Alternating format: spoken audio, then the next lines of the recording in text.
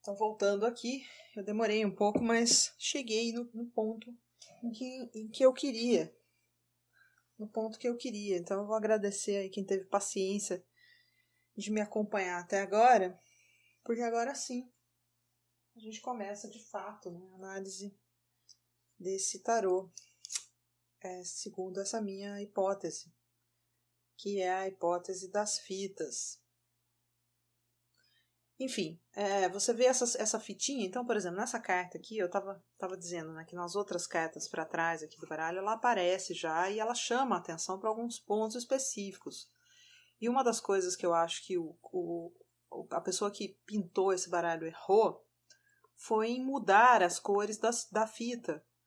A fita devia ter a mesma cor e, na minha opinião, essa cor devia ser prateada. Porque ela faz referência a linha que liga o corpo, a alma e o espírito, né? Essa fita, ela é uma espécie de hierofante também, né? É o fio que na tradição hindu amarra o mundo e que é às vezes representada com uma fita, às vezes é representado por uma cobra. Na tradição greco-romana, você tem o fio de Ariadne, por exemplo, né? Que quando o Teseu vai à ilha de Creta, ao labirinto do Minotauro, Ariadne dá para ele um fio, para que ele não se perca na volta, porque todo mundo entrava no labirinto e se perdia lá dentro até ser encontrado pelo Minotauro, ser morto pelo Minotauro. E também né, por exemplo, no livro do Castanheda, do Carlos Castanheda, o Dom Juan ele fala que existe um fio que liga a alma da pessoa ao corpo, e que esse fio ele é cortado quando essa pessoa morre. Na tradição esotérica, você também tem um fio que liga o corpo astral ao corpo físico. Então, quando os magos, né, quando eles entram naqueles estados de gnose, né, de transe, e que eles vão para o plano astral, onde eles lutam as suas batalhas, onde eles fazem as suas magias, eles têm esse fio que os conduz de volta ao corpo. Aprender a reconhecer esse fio é extremamente importante, porque senão o sujeito pode ficar perdido no plano astral, o corpo dele entra em coma, eventualmente até morre, porque ele não consegue voltar para o corpo físico, né? Então isso existe, esse fio ele existe em todas as tradições esotéricas, exceto talvez as religiões de matriz judaica cristã, mas em todas as outras religiões que eu consigo me lembrar, em todas as outras tradições que eu consigo me lembrar, existe pelo menos um mito fazendo referência a esse fio, a essa fita, né? Até mesmo nas religiões dos índios Tupi, aqui no Brasil, nos Tupi-Guarani, da matriz Tupi-Guarani, você tem, por exemplo, o rio Amazonas, ele é representado como uma cobra, né? Uma enorme cobra. E na tradição Tupi-Guarani, essa enorme cobra, ela ligava os mundos, né? Os mundos, o mundo dos índios, né, que é a floresta, né, eles diziam que o mundo ele era circundado por essa cobra, que era o rio Amazonas, né, por esse fio prateado que é o rio Amazonas. Então, existe em todas as tradições, existem referências a um fio, a uma fita que liga o corpo, a alma e o espírito ao universo, né, e que costura todo o universo. E aqui isso está representado por essa fita. Mas eu não estou convencido. Tá. Então vamos observar onde ela aparece ao longo do tarô, né? Então aqui, por exemplo, ela aparece nos tornozelos do louco. Aqui ela aparece no chapéu do mago, né, na cabeça, representando a mente. Aqui ela não aparece. Aqui ela aparece atrás do trono, mas ela está pintada de uma outra cor, então fica difícil a gente observar que essa fita é a mesma dessa, que é a mesma dessa. Aqui ela aparece em volta do retrato. E aqui ela aparece em volta do chakra do coração, né, do quarto chakra, que é o chakra do coração.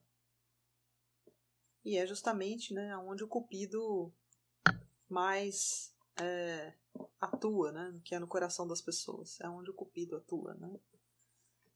E a gente vai ver novamente ela aqui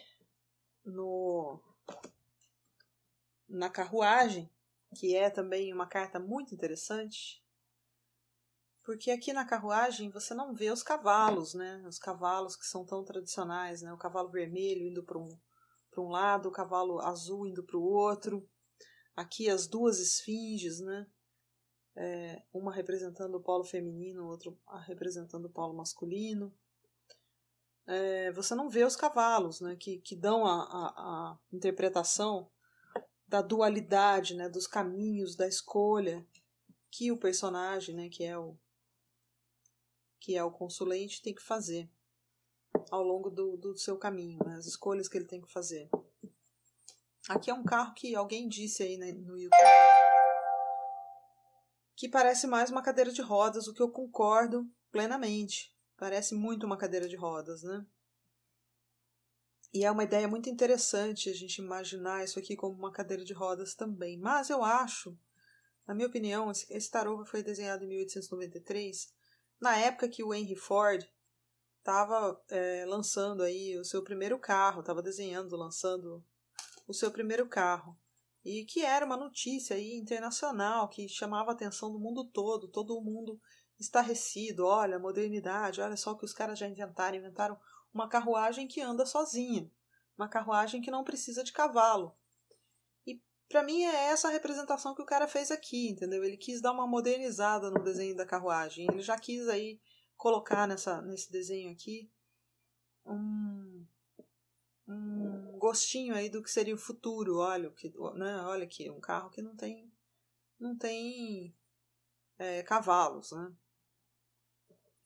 E novamente a gente vê a fita aqui. E é muito interessante observar essa figura porque ele está completamente armado, né? Ele está revestido aí com a sua armadura, o seu peitoral, os seus tornozeleiras, né? Os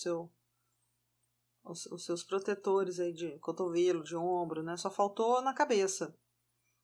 Mas ele está com a sua armadura. E é interessante notar que por fora da armadura tem essa fita amarrada bem na altura do plexo solar, aí, do chakra do plexo solar.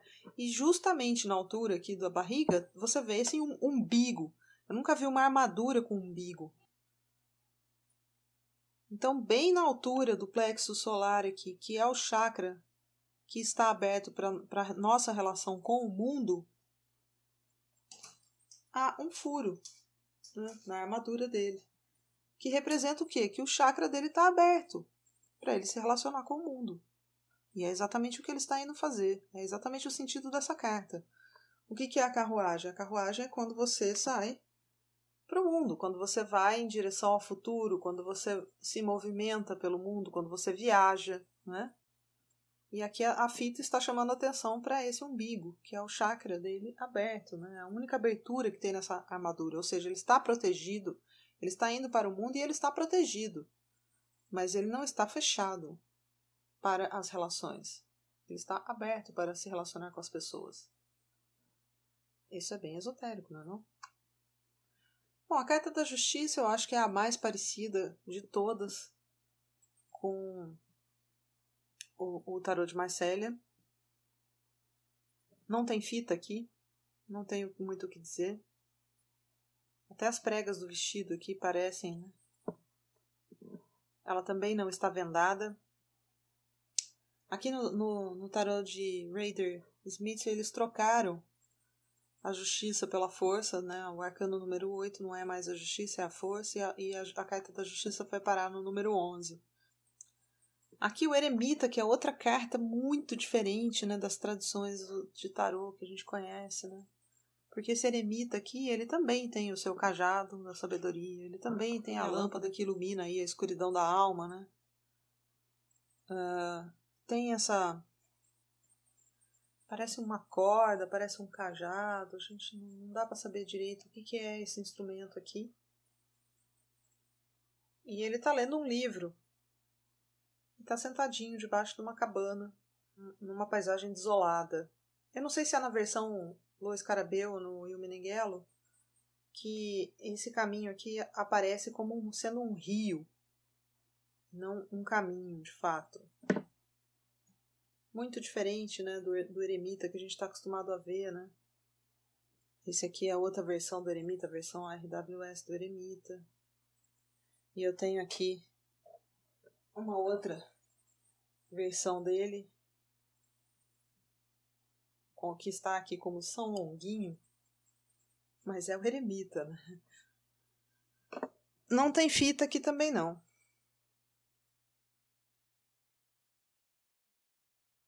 Eu tenho estudado esse tarô, né? Como eu disse no primeiro vídeo, eu não sou nenhuma professora de tarô, eu não sou taróloga, eu não sou mestre em tarô nem nada disso, mas eu acho que eu encontrei a chave interpretativa desse tarô. E estou compartilhando aqui com vocês, porque nem todo ele está decodificado, apenas uma parte dele. E eu acredito que com a ajuda aí do coletivo nós conseguiremos estudá-lo juntos e decodificá-lo, né? Lançar uma base aí, alguns fundamentos para quem quiser ler com esse tarô. É lógico, como eu disse, você pode ler o tarô de Vaqueta usando a chave interpretativa do tarô de Marcélia ou do tarô do Rider-Waite. Mas ele tem a sua própria chave interpretativa, né? Ele tem os seus próprios elementos aí interpretativos, sua própria simbologia. Por exemplo, esse é um Ás de Ouro, um Ás de Ouros, que diferente de todos os outros Ás de Ouros que eu conheço, ele não vem com uma moeda, ele vem com 3. E vem com a inscrição, né? Significa que Giovanni Vaqueta, pintor, fez em Torino, em 1893, este tarô, que na Itália eles chamam de Naibe, influência aí moura, influência árabe. Você já tem a chave interpretativa desse baralho, mas ele tem outros símbolos. Por exemplo, aqui nós temos a fita que está amarrando tudo, está amarrando essa plaqueta com a moeda, né? Mas nós temos uma outra amarração aqui, com essas bolinhas aqui, que me lembra aqueles instrumentos antigos para fazer contas, né? Chamam-se contas mesmo, né? Exatamente, né? Chama-se contas, não é à toa. Aqui eu não sei se esse colarzinho de contas aqui tem a ver com as contas matemáticas, né? Mas a gente sabe que o Ás de Ouro geralmente significa aí uma dádiva de materialização, significa que vai se materializar, é uma energia, né, de materialização, e geralmente dinheiros, né? Não só dinheiros, mas tudo aquilo que é necessário para a manutenção da vida na Terra, né? A gente não é só feito de espírito, nós somos feitos também de matéria, principalmente de matéria, e a gente precisa comer, a gente precisa viver, então tudo aquilo que está relacionado com a manutenção da sua vida, que não seja só puramente espiritual, né, mas que tenha a ver com o material, tem a ver com o Ás de Ouros. Aqui nós temos o 2 de Ouros. O 2 de Ouros é muito interessante.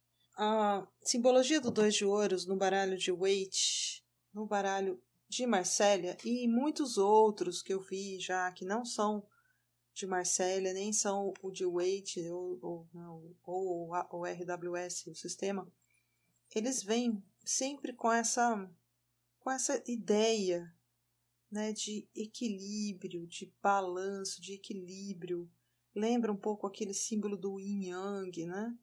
Aqui o símbolo do infinito, né? E aqui a gente percebe pelo movimento do corpo do personagem, né, que ele está tentando equilibrar essas duas moedas, né?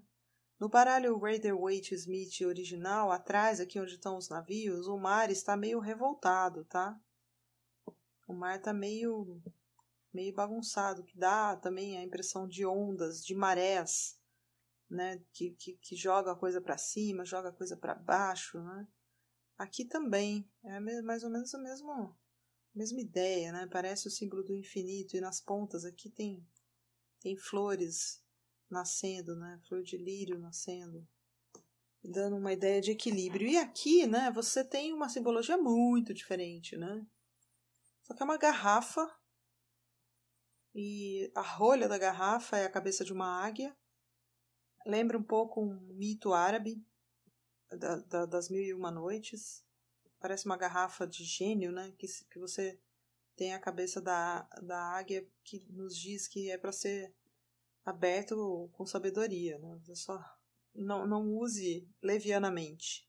E dentro as moedas, né? As duas moedas. As moedas, em todo o naipe de ouros, elas trazem efígies, elas trazem esse perfil de imperadores romanos e o nome deles. E, inclusive, eu preciso estudar essa simbologia aí dessas moedas, porque eu acredito que na vida desses imperadores haja alguma coisa aqui que o Vaqueta está chamando a atenção. Tipo, por que colocar um imperador e não outro? Por que colocar o Claudius e o Tibérius? Por que não o primeiro César? Será que está em ordem? Eu não sei. Então, isso é uma coisa que eu não sei. Tem o que parece ser uma data, 16 de setembro de 908, Torino.